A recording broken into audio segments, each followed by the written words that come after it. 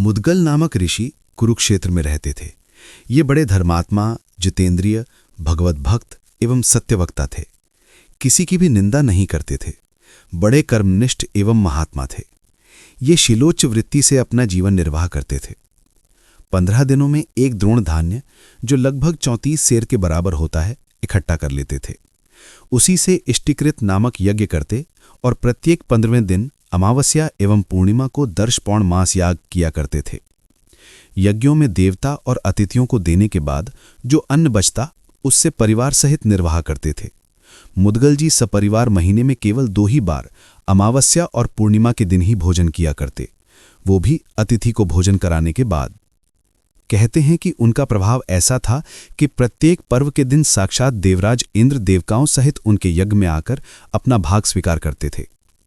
इस प्रकार मुनिवृत्ति से रहना और प्रसन्न चित्त से अतिथियों को अन्न देना, यही उनके जीवन का व्रत था।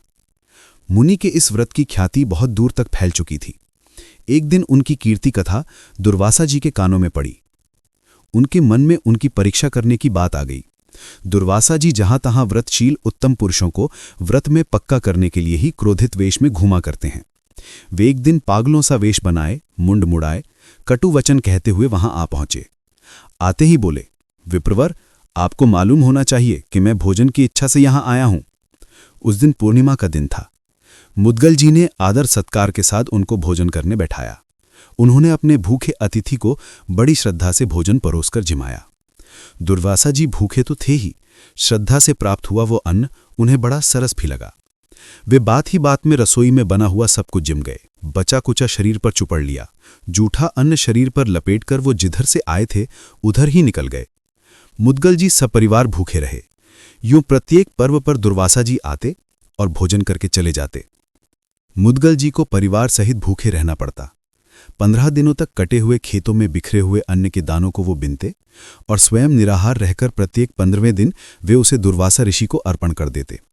स्त्री पुत्र ने भी उनका साथ दिया। भूख से उनके मन में तनिक भी खेद या विकार उत्पन्न नहीं हुआ। क्रोध, ईर्ष्या या अनादर का भाव भी नहीं आया। वे ज्यों के त्यों शांत बने रहे। इसी प्रकार दुर्वासा जी लगातार 6 बार प्रत्येक पर्व पर आए। 15 दिनों में एक बार भोजन करने वाला तपस्वी कुटुंब लगातार 3 महीने तक भूखा रहा, परंतु किसी के भी मन में जरा सा भी दुख, क्रोध, क्षोभ या अपमान का विकार उत्पन्न नहीं हुआ। दुर्वासा जी ने हर बार उनके चित्त को शांत और निर्मल ही पाया। दुर्वासा जी इनके धैर्य को देख अत्यंत प्रसन्न हुए। उन्होंने मुनि मुदगल से कहा, मुने, इस संसार में तुम्हारे समान दाता और कोई भी नहीं है। ईर्ष्या तो तुमको छू तक नहीं सकती है। भूख बड़े बड़े लोगों के धार्मिक विचारों को डिगा देती है और धैर्य को हर लेती है। जीभ तो रसना ही ठहरी, वह सदा रस का स्वाद लेने वाली है। मन तो इतना चंचल है कि इसको वश में करना अत्यंत कठिन जान पड़ता है। मन और इंद्रियों को वश में कर पूरा कष्ट उठाते हुए परिश्रम से प्राप्त किए धन को शुद्ध हृदय से दान करना अत्यंत कठिन है। देवता भी तुम्हारे दान की महिमा गा गाकर उसकी सर्वत्र घोषणा करेंगे। महर्षि दुर्वासा यूं कह ही रहे थे कि देवदूत विमान लेकर मुदगल जी के पास आया। देवदूत ने कहा, देव, आप महान पुण्यवान हैं, सशरीर स्वर्ग पधारें। देवदूत की बात सुनकर महर्षि ने उनसे कहा, देवदूत, सत्पुरुषों में 7 पग एक साथ चलने से ही मित्रता हो जाती है। अतः मैं जो कुछ पूछूं उसके उत्तर में जो सत्य और हितकर हो वही बतलाए। मैं आपकी बात सुनने के बाद ही अपना कर्तव्य निश्चित करूंगा। देवदूत, मेरा प्रश्न यह है कि स्वर्ग में क्या सुख एवं क्या दुख है? देवदूत ने महर्षि मुदगल के उत्तर में स्वर्ग लोक एवं उससे भी ऊपर के भोगमय लोकों के सुखों का वर्णन किया। तत्पश्चात वहां का सबसे बड़ा दोष यही बताया कि वहां से एक न एक दिन पतन हो ही जाता है। ब्रह्मलोक पर्यंत सभी लोकों में पतन का भय जीव को सदा बना रहता है।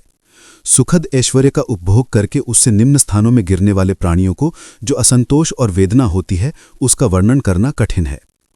ये सुनकर महर्षि मुदगल ने देवदूत को विधिपूर्वक नमस्कार किया और उन्हें अत्यंत प्रेम से ये कहकर लौटा दिया, हे देवदूत, मैं तो उस विनाश रहित परम धाम को ही प्राप्त करूंगा जिसे प्राप्त कर लेने पर शोक, व्यथा, दुखों की आत्यंतिक निवृत्ति और परमानंद की प्राप्ति हो जाती है।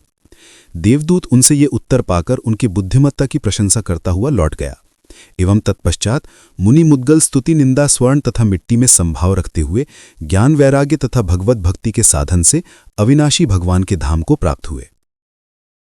हमारे इस चलचित्र को देखने के लिए आप सभी का हृदय से बहुत बहुत धन्यवाद। कृपया आगे भी हमारे चैनल से जुड़े रहें। श्री राम, जय जय राम।